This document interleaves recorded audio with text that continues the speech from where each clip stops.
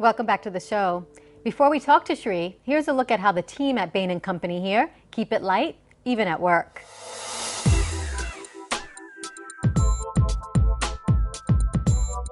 Bain generally is a very non-hierarchical place, but even more so with Shri. And he doesn't take himself too seriously. So he's got this amazing sense of humor. And, sometimes you're in a serious situation or a conversation, and it just, he makes it seem very light. I'm known to be a foodie in the office, and I love samosas. And I send out these emails to the office, hey, have samosas in the office. Shri is always one of those guys to respond, hey, where is my dessert? He's a dessert guy. So anytime I need him to do something for me, I said, Shri, I have dessert for you, waiting. And those times he responds faster.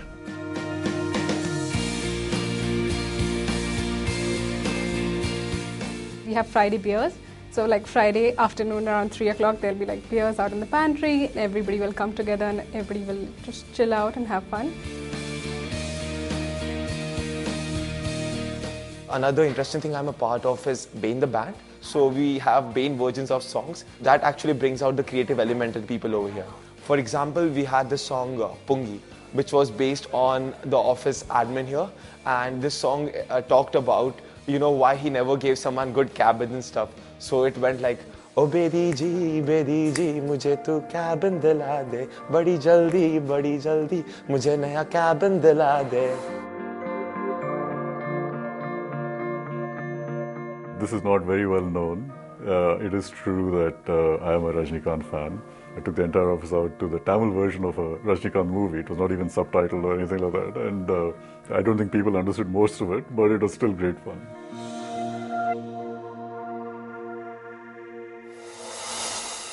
So you hire a lot of people from the IIMs. What makes them a good fit for the company? When we shortlist candidates and when we look for candidates, we are looking obviously for raw smarts. We're looking for the ability to take a problem and solve it. Mm-hmm. We're looking for the ability to break the problem down, figure out what the components are, and come back with an answer that makes sense. That's only one part of it. In fact, one of the things that we look for very carefully is the ability for the individual to come back with very practical insights, and more importantly, for the individual to work with our clients in a manner that does not either intimidate them or patronize them. Mm-hmm. We are in a client service business, and it is very important for our clients to feel that we're treating them like clients, not that we're telling them what to do. And so that's a very important ability that we look for when we talk to candidates at the IIMs and actually at the IITs as well, which is where we go to recruit. Mm-hmm. Okay, and you're also a student of IIM Calcutta. Yes. Is there anything that you've taken away from your experience there that you can apply today? I think it was the first time actually, when I went to IIM Calcutta, that I really learned about problem solving in a manner that I still use today. I learned a lot. The breadth of subjects that I was exposed to was enormous.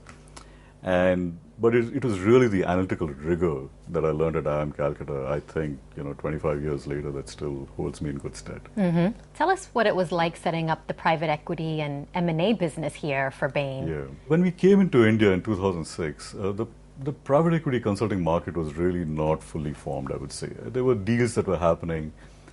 And I like to say that, we really shaped the private equity consulting market in India. We do a lot of this work around the world, in developed markets and developing markets as well. And when we came to India, we wanted to bring that to this market as well. The good part for us was that there were many of our clients from around the world who were setting up shop in India, who were setting up a presence over here. And so they were very familiar with us and in fact wanted to work with us. And that helped us. What's unique about the challenges that leaders face in the private equity industry here in India? I think there is one key challenge, if you ask me. At the end of the day, you can do all the analysis you want on the market and the company.